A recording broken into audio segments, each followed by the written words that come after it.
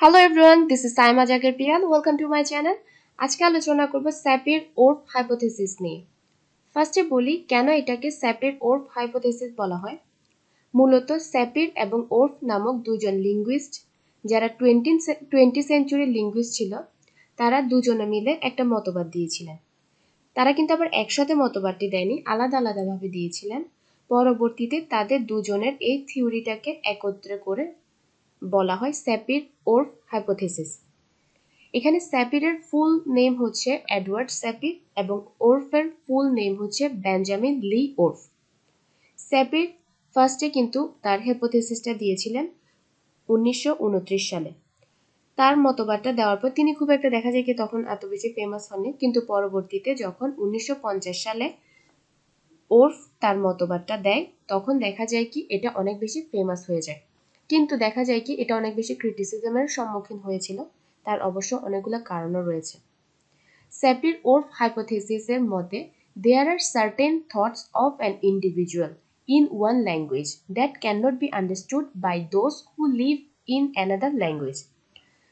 স্যাপির ওর্ফ হাইপোথেসিসের মতে বলা হয় কি কিছু নির্দিষ্ট থট রয়েছে একটা নির্দিষ্ট ইন্ডিভিজুয়ালের একটা নির্দিষ্ট ল্যাঙ্গুয়েজে, যেটা কি অন্য ল্যাঙ্গুয়েজের মানুষ কখনো বুঝতে পারে না। মানে একটা নির্দিষ্ট ল্যাঙ্গুয়েজের মধ্যে মানুষের যে একটা নির্দিষ্ট থট থাকে ওইটা অন্য ল্যাঙ্গুয়েজের মানুষ কখনো বুঝতে পারবে না। যেমন ধরেন আমি বাঙালি, আমি বাংলা ভাষায় কথা বলি, আমার যে থটসটা রয়েছে ওই জিনিসটা অন্য ল্যাঙ্গুয়েজ, যেমন ধরেন ইংলিশ যারা রয়েছে, যারা ইংলিশে কথা বলে তারা ওই জিনিসটা বুঝতে পারবে না। এটা স্যাপির ওর্ফ হাইপোথেসিসের মতে বলা হয়। এবং এখানে বলা হয় কি আমাদের যে থটটা রয়েছে ওইটা কি নেটিভ ল্যাঙ্গুয়েজ দ্বারা অনেক বেশি এফেক্টেড, মানে আমাদেরকে অনেক বেশি এফেক্ট করে আমাদের নেটিভ ল্যাঙ্গুয়েজটা।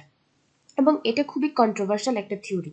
এটা আসলে বোঝা যাচ্ছে এটা কন্ট্রোভার্সিয়াল, কারণ হচ্ছে কি আমি যেটা প্রকাশ করব সেটা হয়তো কি অন্য ল্যাঙ্গুয়েজের মানুষ বুঝতে পারবে না, ঠিক আছে, কিন্তু ব্যাপারটা হচ্ছে এরকম, হয়তো তারা অন্য ওয়ার্ড ইউজ করছে, আমি যে ওয়ার্ডটা বাংলা ইউজ করছি সেটা তারা ইংলিশে ইউজ করছে, ডিফারেন্স শুধু এইটুকুই। স্যাপির ওর্ফ হাইপোথেসিসের মতে দুইটা প্রিন্সিপাল রয়েছে, একটা হচ্ছে লিঙ্গুইস্টিক ডিটারমিনিজম আর একটা হচ্ছে লিঙ্গুইস্টিক রিলেটিভিটি। লিঙ্গুইস্টিক ডিটারমিনিজমটাকে বলা হয় স্ট্রং ভার্সন এবং এটাকে দিয়েছে এডওয়ার্ড স্যাপির। আর লিঙ্গুইস্টিক রিলেটিভিটি ওইটা হচ্ছে উইক ভার্সন, যেটা দিয়েছেন বেঞ্জামিন লি ওর্ফ। এই ক্ষেত্রে কিন্তু যেটা এডওয়ার্ড স্যাপির দিয়েছে ওটার গ্রহণযোগ্যতা অনেক কম ছিল, কিন্তু যেটা ওর্ফে দিয়েছে সেটার গ্রহণযোগ্যতা অনেক বেশি ছিল। তার কারণ হচ্ছে লিঙ্গুইস্ট ডিটারমিনিজম মানে যেটা স্যাপির দিয়েছে, সেখানে তিনি বলেছেন যে language determines the way we think, মানে আমরা কিভাবে চিন্তা করি ওইটা ল্যাঙ্গুয়েজ নির্ধারণ করে দিবে। ল্যাঙ্গুয়েজ ওই জিনিসটাকে কি নির্ধারণ করে দেয় আমরা কিভাবে চিন্তা করব। According to this theory language provides the frame for our thoughts and it is impossible to think outside this frame. মানে এই থিওরির মতে বলা হয় কি ল্যাঙ্গুয়েজ আমাদেরকে একটা ফ্রেম দিয়ে দেয় চিন্তা করার জন্য, আপনি চাইলে কি এই ফ্রেমটার বাইরে গিয়ে চিন্তা করতে পারবেন না। মানে ল্যাঙ্গুয়েজটা আমাদের থিঙ্কিংটাকে কি করে একদম বেঁধে রাখে, আপনি চাইলে কি এই ল্যাঙ্গুয়েজের বাইরে গিয়ে কখনো চিন্তা করতে পারবেন না, কিংবা এই ফ্রেমের বাইরে গিয়ে চিন্তা করতে পারবেন না। যেমন ধরেন if a language lacks a word to define a certain concept, ধরেন কোনো ল্যাঙ্গুয়েজে একটা নির্দিষ্ট ওয়ার্ড নেই একটা নির্দিষ্ট কনসেপ্টকে বোঝানোর জন্য, ডিফাইন করার জন্য, তাহলে বলা হয় কি আপনি ওই যে আপনার ফিলিংসটা ওই জিনিসটা প্রকাশ করতে পারবেন না ওই ওয়ার্ডটার অভাবের কারণে। এখানে এটা বলা হয় this version is generally agreed to be false by modern linguist. Modern লিঙ্গুইস্টদের কাছে এই জিনিসটাকে, এই যে মেথডটা রয়েছে এই ভার্সনটাকে ফলস বলা হয়েছে। এবং তারা বলেন ল্যাঙ্গুয়েজ কখনো কি আমাদের থিঙ্কিংকে ডিটারমাইন করতে পারে না, ল্যাঙ্গুয়েজ আমাদের থিঙ্কিংকে কখনো নির্ধারণ করতে পারবে না।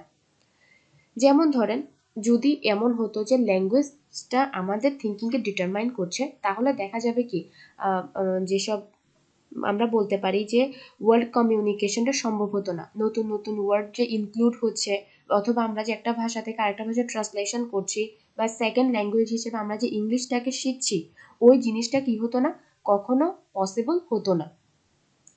তাই বলা হচ্ছে কি ওই যে ল্যাঙ্গুয়েজ ডিটারমিনিজম যেটা রয়েছে ওটার কি অনেক বেশি গ্রহণযোগ্যতা অনেক কম ছিল। এছাড়া লিঙ্গুইস্টিক রিলেটিভিটি, এখানে বলা হয় কি language structure influence thoughts and decision.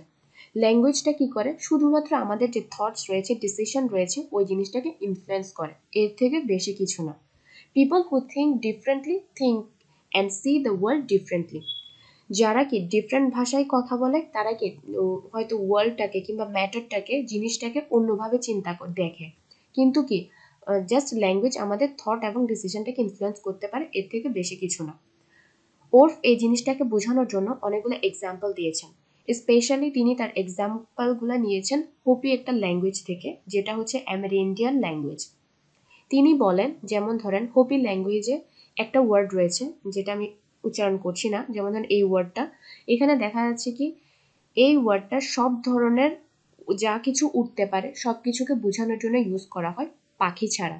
যেমন ধরেন ইনসেক্টস, এরোপ্লেন, পাইলটস, অথবা আমরা বলতে পারি তেলাপোকা, যা কিছু রয়েছে, যা কিছু উঠতে পারে সব কিছুকে বোঝানোর জন্য শুধু এই ওয়ার্ডটাকে ইউজ করা হয়। কিন্তু আমরা দেখা যায় কি যা কিছু উঠতে পারে সব কিছুর আলাদা আলাদা কি করে ওয়ার্ডের নাম দিই, কিন্তু হোপি ল্যাঙ্গুয়েজে এই জিনিসটা নেই। তাহলে কি ল্যাঙ্গুয়েজটা শুধুমাত্র কি করতে পারে, আমাদের থটটাকে ইনফ্লুয়েন্স করতে পারে, আর কিছুই না।